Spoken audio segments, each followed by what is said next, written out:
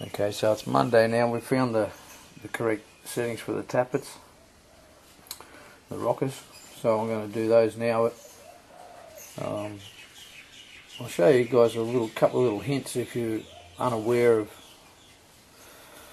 a couple of little tricks. I'll show you as I go here. But what I do is, before I rotate anything that I've rebuilt, before I rotate, I try and get the oil pressure up. It's easy with a Chevy because distributor sort of turns the oil pump, and without the distributor in there you can pour the oil in, and you can also prime the engine up. And what I've done is I've got an old oil pump drive from a big block Chev. I put a socket on the end of it, and all we need to do is just poke it down in the hole,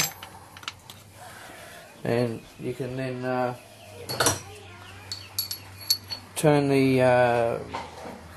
turn this little this drive, and let's get that in, we've moved it slightly. There. So I can turn that now. I can turn that around. I can fill the oil filter, all the oil galleries, etc., etc., etc. So when I start turning this thing around, it won't be dry, even though we put assembly lube and stuff on it.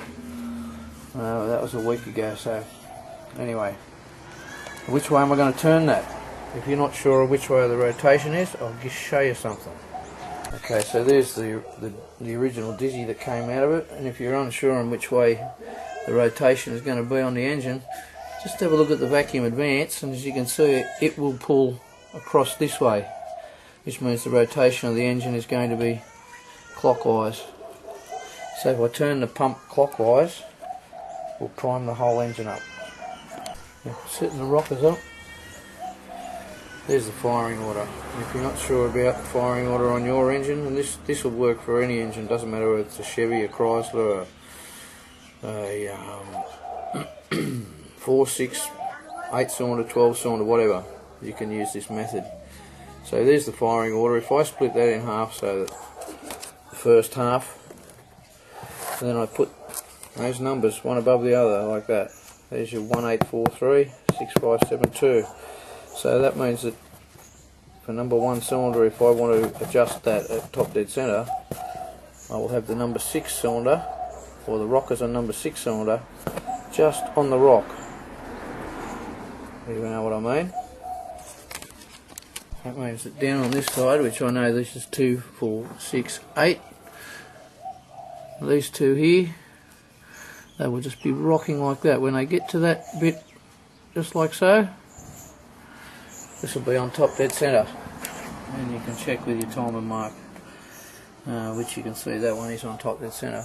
Well, I'm not going to roll it around and show you all that sort of shit, but anyway, so that's what you'll do, and then you'll move on to the next cylinder, number 8, in which case you'll have to get number 5 cylinder rocking, which that's number 5, and then you will do that number 8, which is all the way over there. Yeah, hope I didn't go through that too quickly, but it just might be a little hint.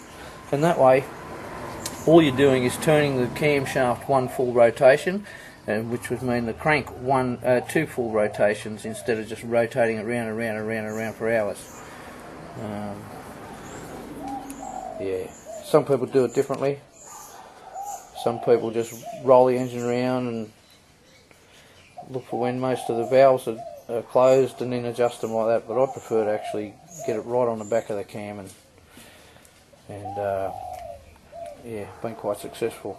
So if you guys ever got anything you have to adjust, most cars now of course they're hydraulic lifters, roller camshafts and all that sort of stuff with the new stuff, but plenty of guys out there playing around with some old stuff as well, so that might just help you fellas a little. Anyway, I'm going to get on with it, and I'll check you later.